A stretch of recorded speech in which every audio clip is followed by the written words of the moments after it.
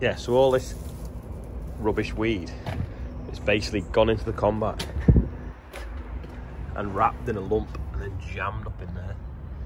So we're gonna have to get a chain around the sprocket on the other side and pull it backwards. Try and get it out. I'll try and put a video on of how they actually work inside.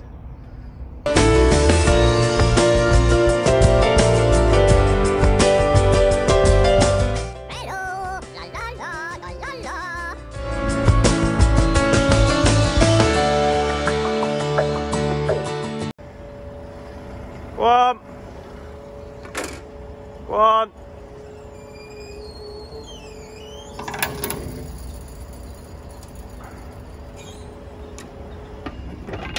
Just turning it backwards now with a chain on the telehandler. I think that snail's glad I blocked the combine last night, otherwise it'd have been munched. If the aircon ever breaks in your car, just drive around with a big piece of plastic over the back seats. It's like a fan. This is the point of that. Let me go over here so you can see better. That's the point of the field where I got to yesterday, where I blocked it up. And this is where I've got to today, where it's blocked up. Different place this time. It's basically wrapped around the impeller. Well, I don't know what it is, but there was like no warning. Normally the engine will start to die, and I'd already slowed down after what happened yesterday. But it literally just went and wrapped around the impeller and jammed up. So take the header off, unblock it, and off we go. But it's a shame because this weed, it's also got lots of beans in it. It's got away from us this year though. So it turns out the blockage is in the impeller. So it goes through one rotor, then another rotor, and then it has what they call the impeller, which splits it and divides it into two streams of straw to go through then two rotors that run in the opposite direction. So it's wrapped right in the middle of the machine underneath the grain tank.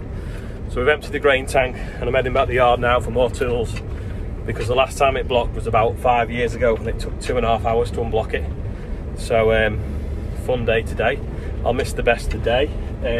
I think the reason it's blocked again is because last night it was getting damp, and then this morning it was still a little bit damp in the bottom, and it's just this weed in the bottom, which is it's a catalogue of disasters, from being too dry when it was sprayed in the first place to so the chemical didn't work correctly, and then we had such a lot of wet weather in the end of June and July that the weeds just grew up through the beans as the beans were dying off, and it's just created this perfect storm for weed, and it's just a nightmare. But you know, we need to get some value back out of this field because we're already losing enough money out of it.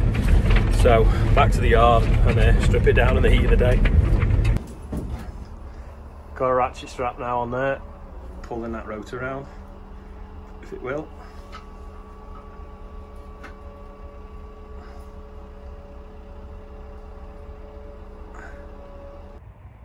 So 4 hours later, the combine's now unblocked. Best of the day's gone.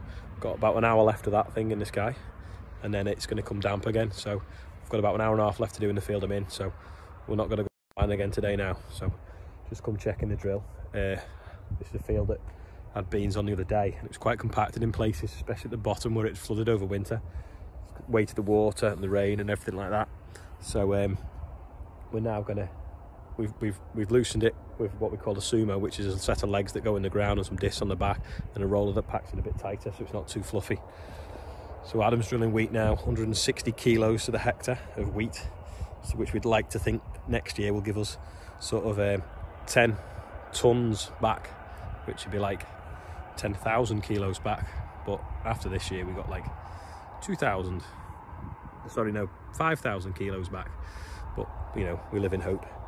So he's getting on with that. I'll go and see how Sam's getting on with the sumo on another field, and that's probably about it for today.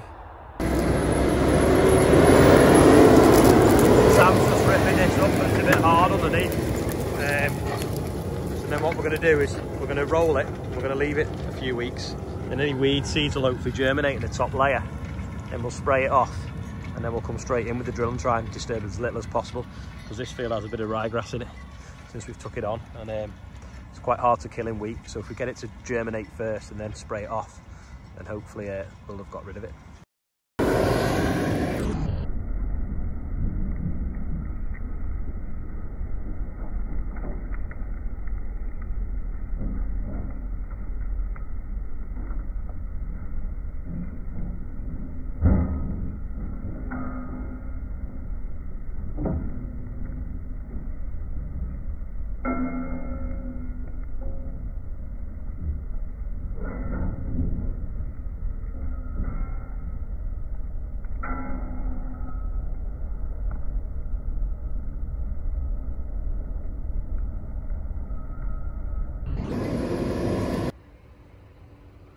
just in a field now. We just took on that we tried to put oilseed rape in a few weeks ago, and as you can see, it was really wet.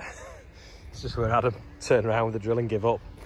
Anyway, Andrew's working it now with the fast track over there, and it's working up nice. So he's basically just leveling it off, and then when we come drilling it, we've got a flat field to start with. Don't know whether anyone remembers, but these were about 18 inches high last week. Now they're 3 foot high. So this is the second patch of sweet corn that we've sown after the other ones were sort of killed by the drought, if you will. So they've really shot up this last few weeks, which is great.